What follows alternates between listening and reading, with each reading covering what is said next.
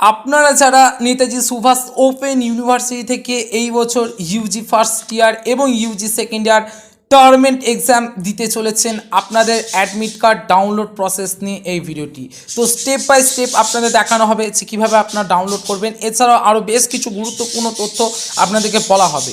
তো ভিডিওটি অত্যন্ত গুরুত্বপূর্ণ, তাই শুরু থেকে শেষ পর্যন্ত আপনারা দেখবেন স্কিপ না করে। তো চলুন লেটস গো। তো প্রথমেই আপনাদের জানিয়ে রেখে দিই যে ইউনিভার্সিটি থেকে অ্যাডমিট কার্ড ডাউনলোডের একটা নির্দিষ্ট লিঙ্ক থাকবে। সেই লিঙ্কের মধ্যে ক্লিক করে আপনারা এই রকম একটা পোর্টালের মধ্যে প্রবেশ করবেন, যে পোর্টালে সর্বপ্রথমে কিন্তু আপনাদের একটা ডিসপ্লে স্ট্রাকচার শো করবে, যেটা এই রকম দেখতেই পাচ্ছেন আপনারা অন স্ক্রিন, এনরোলমেন্ট নাম্বার। তো আপনারা প্রত্যেকেই আপনাদের যে এনরোলমেন্ট নাম্বার সেটা এখানে ইনপুট করবেন।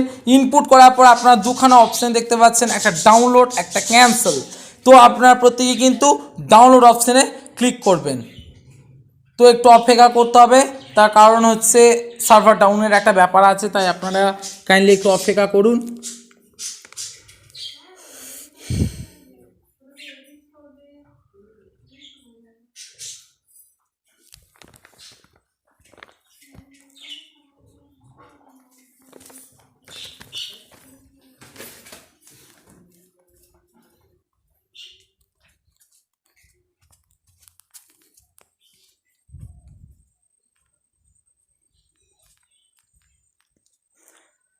তো দেখতে পাচ্ছেন আপনারা এই যে ডাউনলোড অপশান দিয়ে দিয়েছে, এই যে ডাউনলোড, ক্যান্সেল ডাউনলোড, আপনারা এই ডাউনলোডটাতে ক্লিক করবেন।